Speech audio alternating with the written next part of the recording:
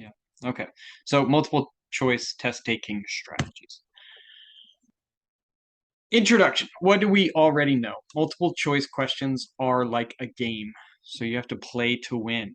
The answer is always there. You just have to figure out which one is the winner and which choices are the trash choices. To find the winning answer, you must use prior or existing knowledge. Use careful examination of the key words in the question and answer choices, and don't forget about that common sense. When you're going through your answer choices, you should be able to eliminate some of them. We're going to talk about process of elimination next, but as you do that, you want to find the answer that you are 100% sure of.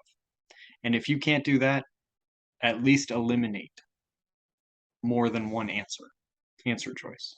And that'll increase your odds of getting the correct answer right. Because we've gone through all of the material, you know what you know and you know what you don't know by now. So you should know if there is anything you need to study, any last minute preparations. However, when you come across a question where you're kind of, I think I know it, but I'm not quite sure, then you need to absolutely eliminate two of the answers. And this is the idea behind that.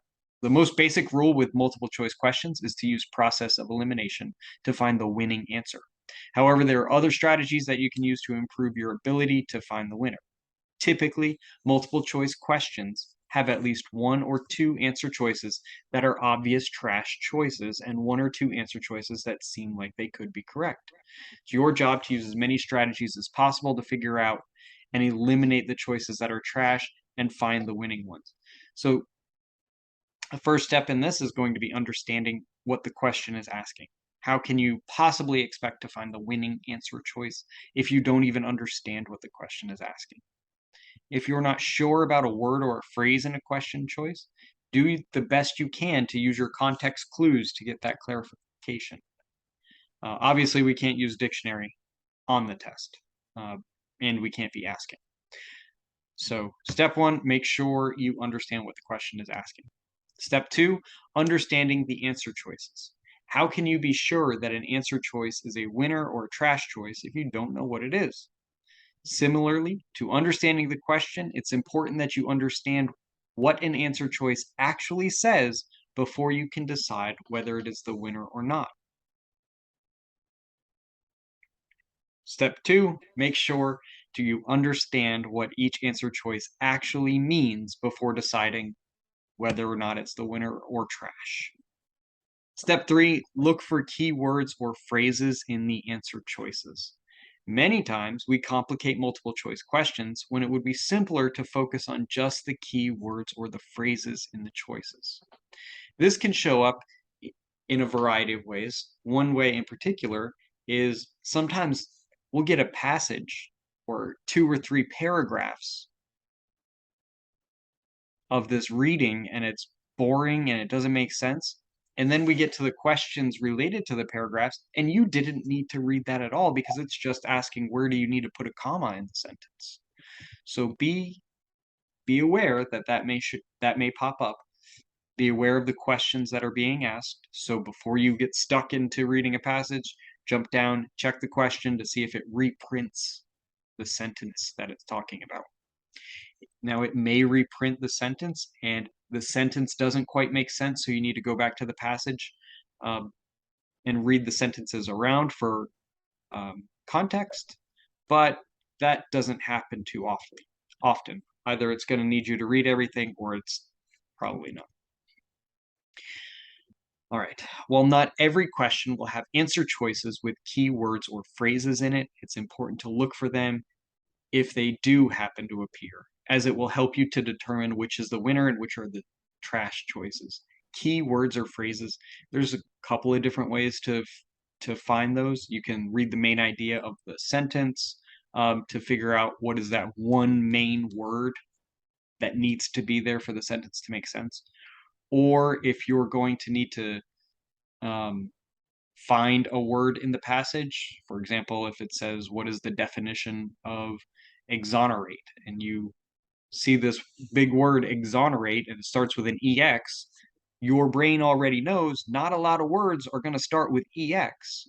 So now you can go up to the passage and you can begin scanning just for the EX, and that's going to save you a bunch of time rather than rereading.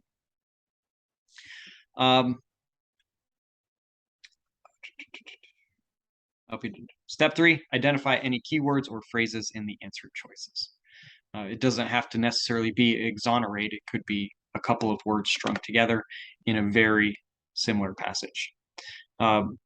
Couple examples. In paragraph 5, the description of Lily's response suggests that she is concerned that someone lost their phone, annoyed that Ray is bothering her, unaffected by the text and its implications, pretending to be interested.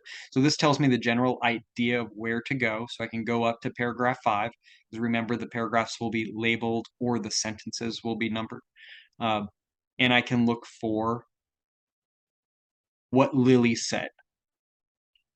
This may be difficult if it's a fictional text because maybe everything's in quotations because it's talking about the conversation, and you might need to read a little bit around there to see what's happening. But in this instance, I would say it's probably best to read through the passage to get an idea of what the story is about. That way you understand what Lily is responding to. Another example, what is the effect of the story's point of view? Point of view tells you who's telling the story. Are they using I? Are they using they, the, or it's third person or first person with the I, we, and us. From that, if the story is from Lily's perspective, then we know we can get rid of B. We know we can get rid of D. And then we know we can get rid of C. So the key phrase here is first person narration because that means it's from Lily's perspective. It's from her eyes. If it's third person, if it's mentioning Lily and Ray by name, then you know A and B are the trash choices, and we've now limited it to C and D, which are the only answer choices that talk about the third person narration.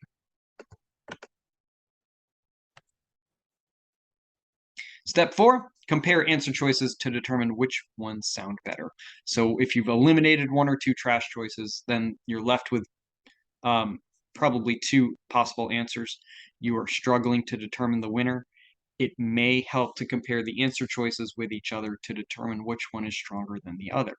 If you're comparing two answer choices, you want to look for which one sounds stronger than the other, then eliminate the one that is weaker in answering the question.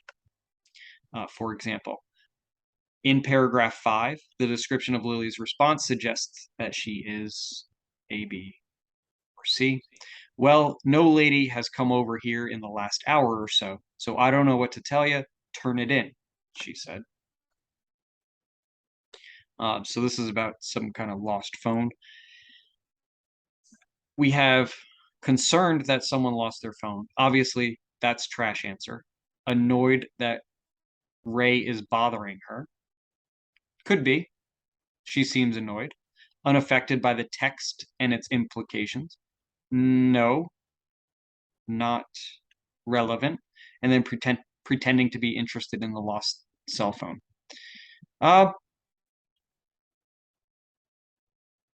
I'm sorry, C is the other probable answer. She may be unaffected. No lady has come over here in the last hour, so I don't know what to tell you. Turn it in.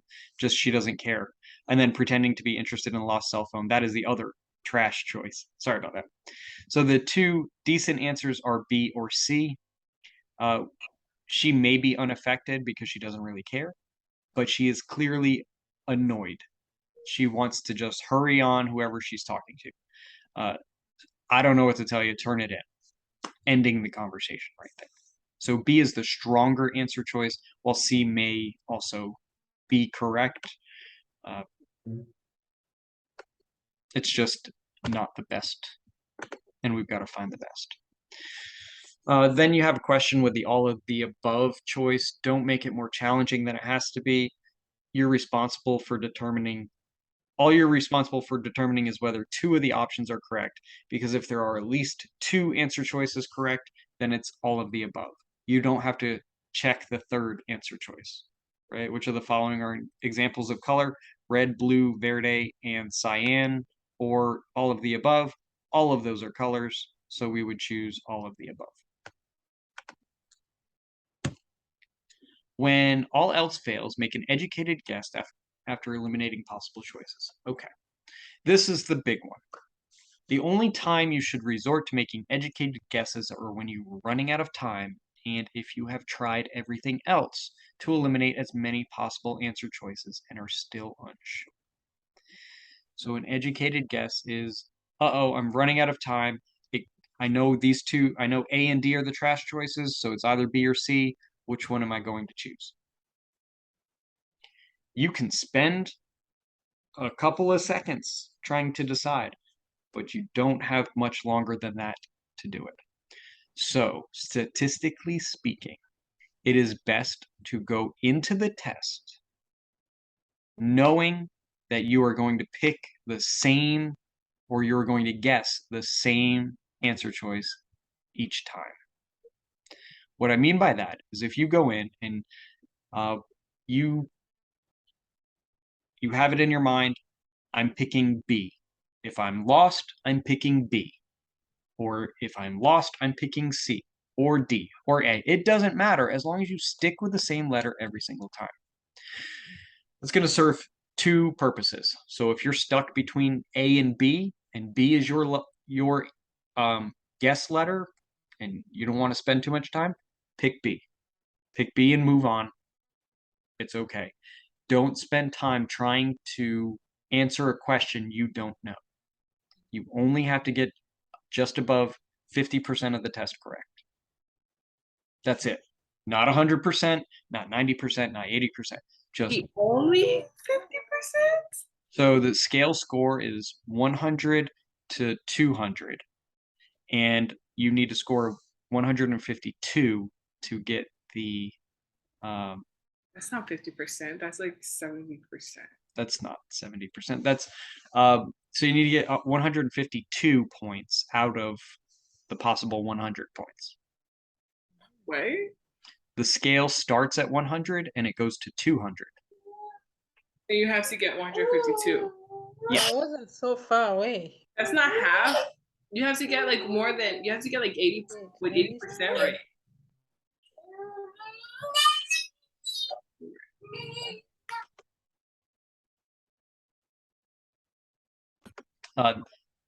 The best thing you can do is just get the highest score that you can.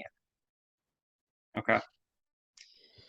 But you should know you don't need to answer everything correctly. Okay. So if you're left to choose between choice A and B is your letter, pick B, move on to the next question. That timer is going to be your enemy because you have to keep moving. You've got to keep pushing. It's going to feel like you can maybe get this question right, but if you're stuck and you're rereading something, you don't stand a chance. Read it, understand it, answer it, and then move on. You can mark it and come back to it. That's an option. Valerie, did you use that during practice tests? It was there, but I did not. Okay, don't forget to use it because pick your answer choice. If it's B, pick B, mark it, and move on. If you have time at the end, then you can go back and you can put in more thought. But your first time through, just answer the questions you absolutely know. Get those right.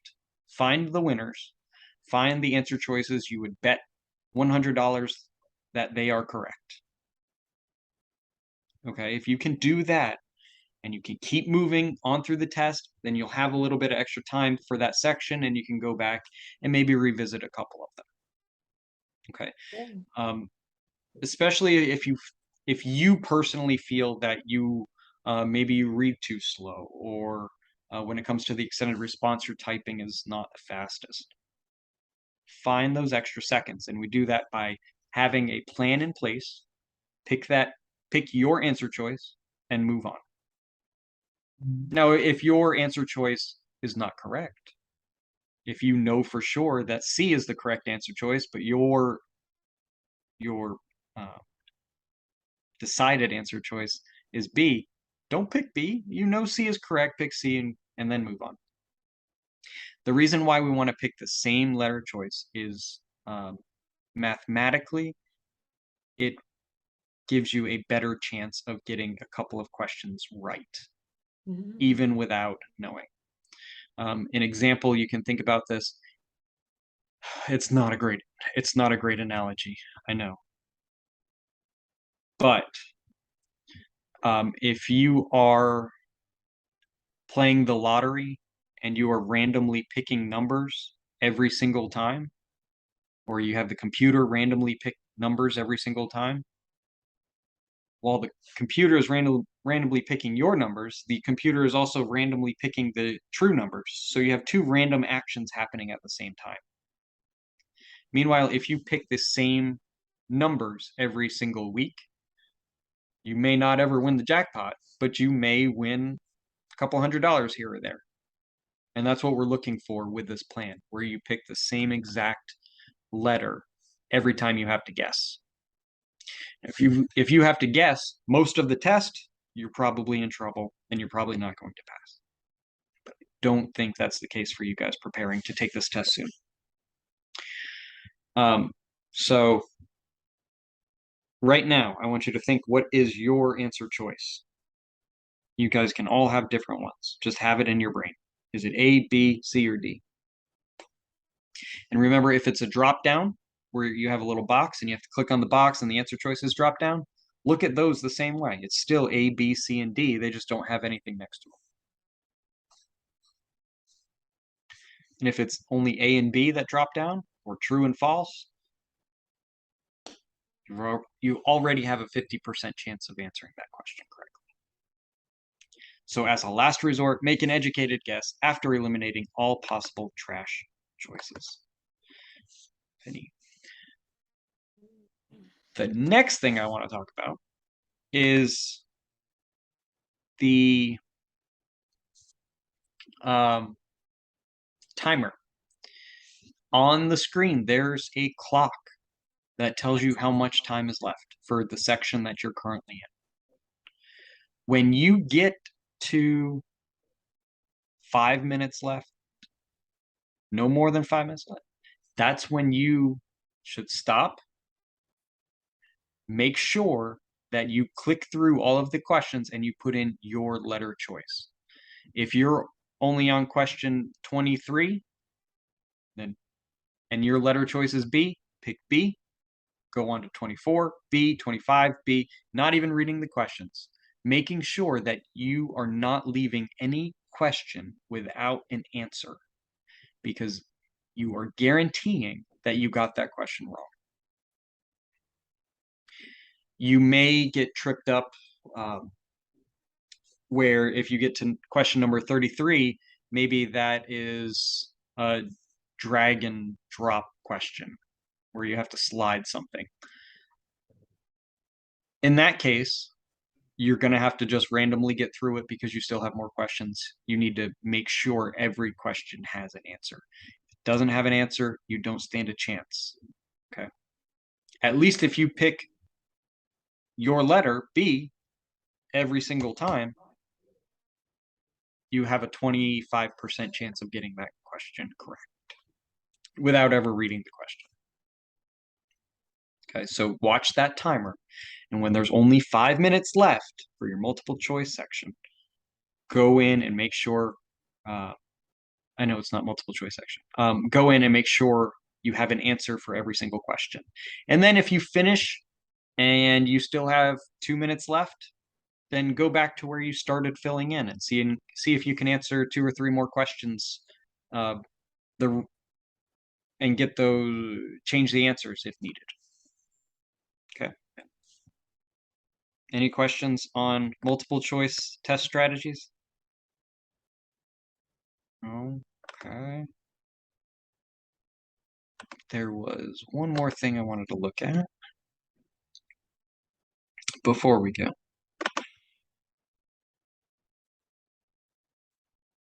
this.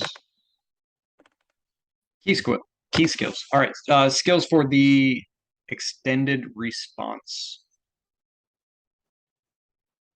which I know is everybody's favorite, right? Mm. All right. Can you see the screen where it says key skills? I think. Resume share. Mm. There we go. Now you can.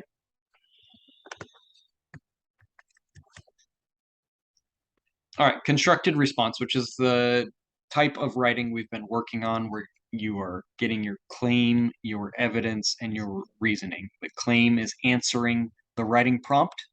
So first things first, make sure you know what the writing prompt is asking you. Use your reasons or use your evidence, citing the text. Remember, as you're reading, go through and highlight on your first read through because we don't have time to reread, right? So go through reading and use the highlighter. Highlight those important points. Even if you want to highlight which one is any of your statistics that are presented. That way you can look at your different pages and you can say, okay, passage number 1 had a lot more of my highlights in it and I was only highlighting statistics. So passage number 1 is the better supported with evidence. Remember that your opinion doesn't matter. It's not about your opinion, and it's not entirely about you finding the correct answer to the response either. It's your writing abilities are being assessed here. And all that means is can you write basic sentences and answer questions and put some thought into it. Okay. We're not getting our doctorate degree from this test. All we're trying to do is just get a little piece of the GED. Okay. So we don't have to, we're not going to be published in a book. It's just going to be a quick, short little draft. Not a big deal. I say that, and you're staring at the next bullet point, which says 45 minutes. 45 minutes is a very quick time to read through 2 passages and plan an essay and then write the essay. If you're able to plan as you go and highlight your evidence as you go, that's going to help you. But remember, of the entire test, it's only 20% of your score. That's it. And the next bullet point says, yes, it is possible to pass without earning any points on the extended response, but this is not a good strategy because you can get some points just by writing something. If you're only able to get 2 or 3 paragraphs, that's fine. You're going to get some points added on there. And those are just a few more points that get you towards that 50%, 52%. Okay, so don't beat yourself up if you are slow at writing or typing. It's going to be okay. Just don't leave it blank. Couple of urban legends. So this is what sometimes you'll come across on the internet if you try looking this stuff up. The instructor remix. This is what some instructors have in their brains, but is not necessarily, or it is absolutely not true. If you use I, you're going to get an automatic 0. That's not true. You can write it in first person if you feel it's appropriate. The automated scoring engine must not be working properly because so many people get 0s. That's not true. Automated scoring engine does its job. It's very well tested. That's the computer that automatically scores your extended response. The third one you don't care about. There isn't enough time for students to complete the task. It is very tight. It can be done, but it doesn't have to be award winning. Just get it done as much as you possibly can. Okay.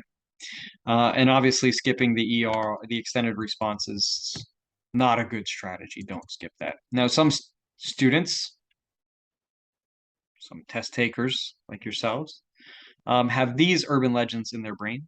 No one earns any points on the extended response because you may think it needs to be a perfect essay, and it does not. You can game the system by using keywords or phrases. That's not true. I've never even heard that pop up, so hopefully it wasn't in your mind before. 45 minutes isn't enough time to read, plan, and write. It is, it's just tight. Instructors don't tell you what you have to do. You have to write the essay. You have to answer the prompt. It's a hard thing to do. Believe me, I understand it. And then there's a right answer. They're just not admitting it. What I know about programming, I have written some programs.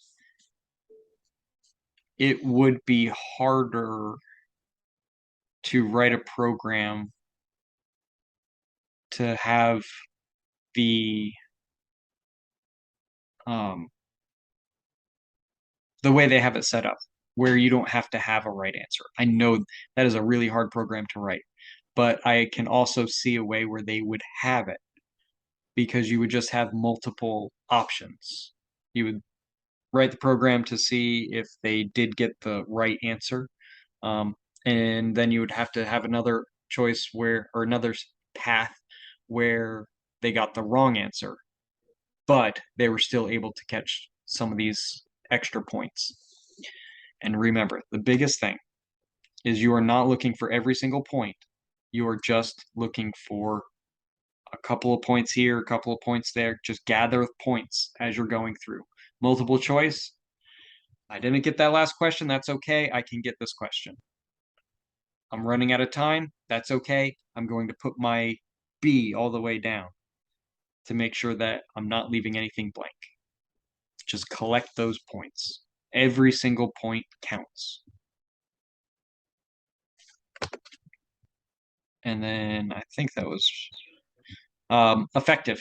Here we go. Higher order thinking skills like reasoning and problem solving.